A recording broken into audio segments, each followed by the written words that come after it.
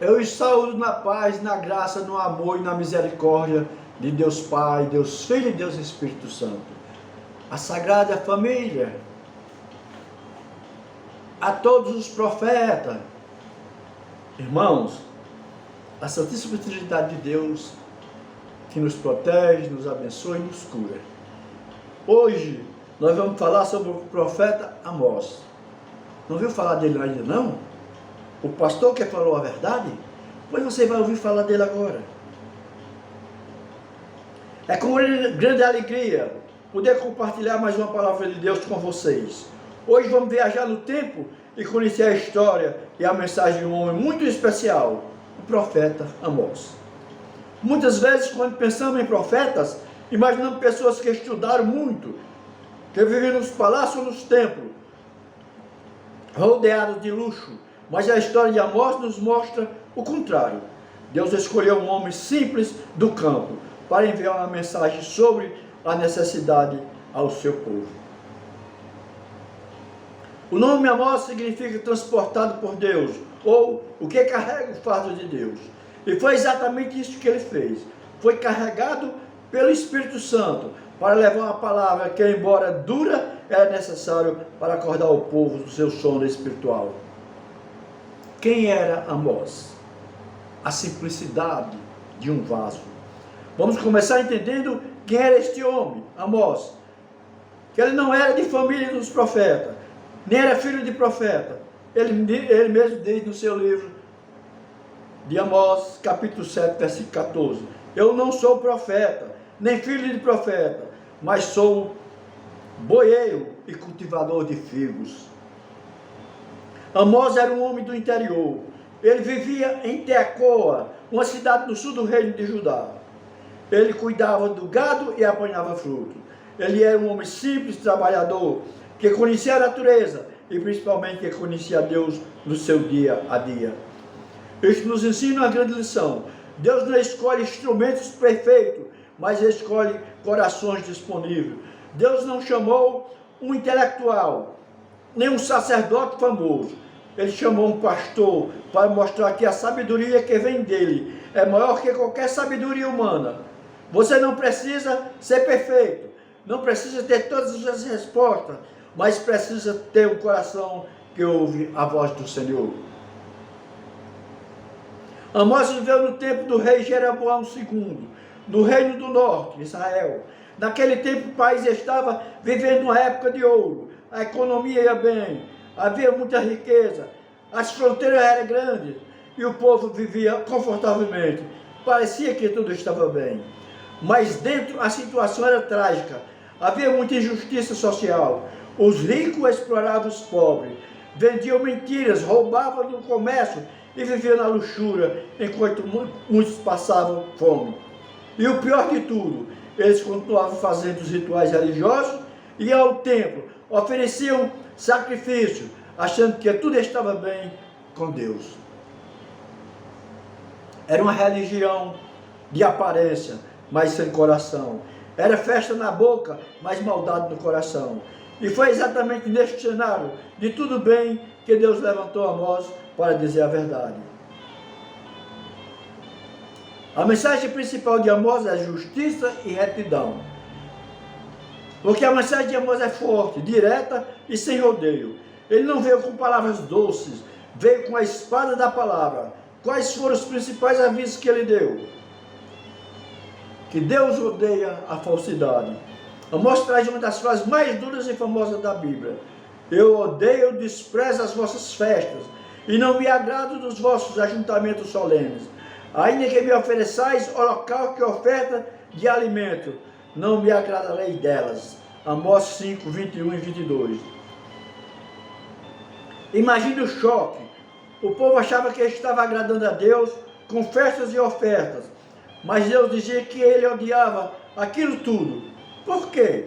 Porque não havia arrependimento, não havia amor ao próximo. A adoração não podia ser separada da vida. Você não pode cantar hinos bonitos na igreja e enganar o irmão no mercado ou no trabalho. Porque corre o juízo como correm as águas. O conselho de Amós era claro: mudem de vida, mas corram o juízo como as águas e a justiça como o ribeiro constante. Deus quer que a nossa justiça não seja uma coisa de momento, não seja só na hora do culto, mas que flua como um rio constante, todos os dias. Ele quer honestidade, quer respeito, quer cuidado com o próximo. Amós denunciou o pecado de pisar nos pobres, de adulterar pesos e medidas, de vender o lixo como se fosse coisa boa. Amós também avisou que a paciência de Deus tem limites. Ele usou a imagem como o prumo da parede, mostrando que o povo estava torto e não poderia ficar em pé. E o cesto de frutos, que simbolizava o fim que havia chegado, ou seja, o avejo do juízo final. Ele avisou que viria uma seca, não de pão nem de água, mas de ouvir a palavra do Senhor. Um tempo onde buscariam a Deus e não o achariam, por causa da sua rebelião, por causa da nossa maldade. Mas ele deixou a esperança, ele deixou a restauração. Que a mensagem de Amós não é só de advertência. No último capítulo, no versículo 11, ele profetiza sobre o futuro, dizendo: eis que vem dias, diz o Senhor, em que o que ceifa alcançará ao que lavra. Ele fala da restauração do tabernáculo de Davi, uma profecia que apronta ou aponta para o tempo da graça, onde Deus iria reconstruir o que estava destruído e trazer cura e prosperidade espiritual para o seu povo. Irmãos e irmãs, servos do Deus Altíssimo, a mensagem de Amós continua viva e é atual para nós hoje. Ela nos ensina que Deus usa pessoas simples para fazer grandes obras, que a religião sem vida e sem honestidade não agrada a Deus. Deus se importa com o que fazemos fora da igreja, no nosso trabalho, na nossa família, nas nossas finanças. Que a verdadeira adoração é aquela que traz justiça e amor ao próximo. Que possamos nós, como povo daquele tempo, ouvir a voz do Senhor e nos arrepender. Que o nosso louvor seja verdadeiro e a nossa vida seja reta. Que a justiça corra em nossas vidas como águas fortes.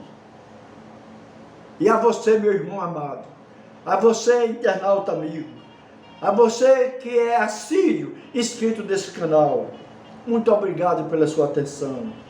E que Deus abençoe ricamente a sua vida, a sua casa, a sua família, hoje e amanhã. E para sempre, o Senhor esteja sempre conosco, nos dirigindo, nos guiando, nos ensinando, nos amando cada vez mais. E que nós sejamos os seus profetas, os seus missionários, os seus obreiros, os seus servos, os seus filhos. Eu sou Jucimar Vieira, criador desse canal. Sou também obreiro da casa de oração, ou seja, da congregação Assembleia de Deus Canaã, aqui em Iguatu, estado do Ceará, localizado na Avenida Dário Rabelo, 626.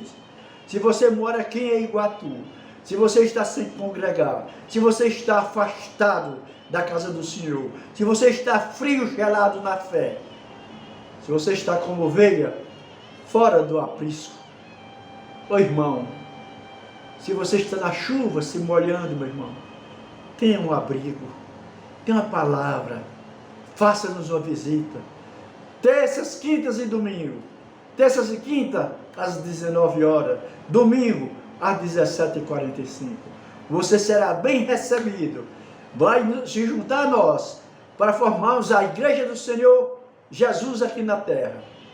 E eu te agradeço no nome de Jesus. Amém.